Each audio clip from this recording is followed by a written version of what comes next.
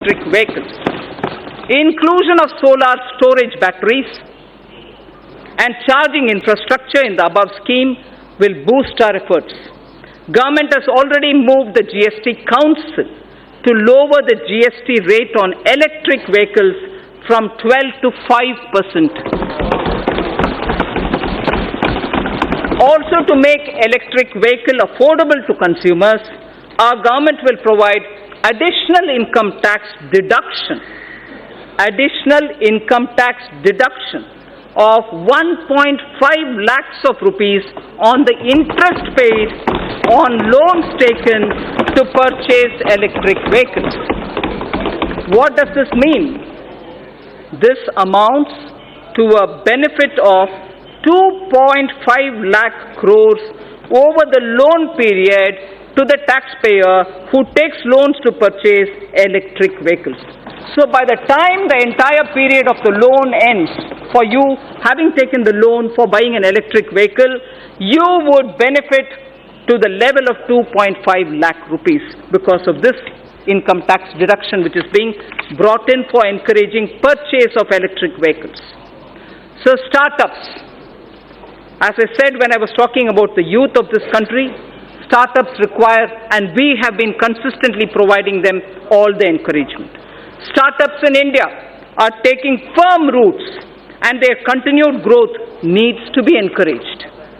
To resolve the so-called angel tax issue, I'm sure a lot of members are concerned on this issue. To resolve the so-called angel tax issue, the startups and their investors who file requisite declarations and provide information in their returns will not be subjected to any kind of scrutiny in respect of valuation of share premiums. The issue of establishing identity of the investor and source of his funds will be resolved by putting in place a mechanism of e-verification, so there's no man-to-man interface there. With this funds raised by startups will not require, the funds raised by startups will not require any kind of scrutiny from the income tax department. In addition, special administrative arrangements shall be made by the Central Board of Direct Taxes for pending assessments of startups and redressal of their grievances. It will be ensured that no inquiry or verification in such cases be carried out by the assessing officer without obtaining approval of his supervisory office. So the element of discretion with which startups were suffering has been removed. So without obtaining the approval of his supervisory officer, an assessing officer shall not worry the assessee.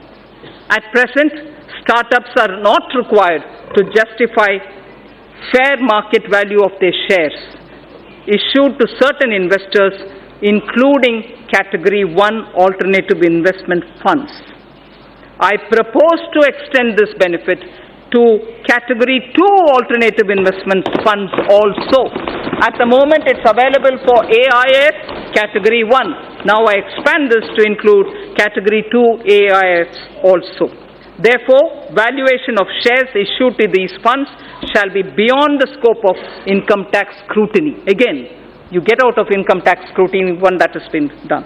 I also propose to relax some of the conditions for carry forward and set off losses in the case of startups. I also propose to extend the period of exemption of capital gains arising from sale of residential house for investment in startups up to 31/3/2021 and relax certain other conditions of this exemption. So affordable housing, which is an aim of this government. For realization of the goal of housing for all and affordable housing, a tax holiday has already been provided on the profits earned by developers of affordable housing. Also, interest paid on housing loans is allowed as a deduction to the extent of 2 lakhs in respect of self-occupied property. In order to provide a further impetus I propose to allow an additional deduction of up to 1,50,000 rupees for interest paid on loans borrowed up to 31st March 2020, next year, for purchase of affordable house valued up to 45 lakhs. Therefore, a person purchasing an affordable house will now get an enhanced interest deduction up to 3.5 lakhs of rupees. This will translate into benefit of 7 lakh of rupees to the middle class home buyers over their loan period of 15 years.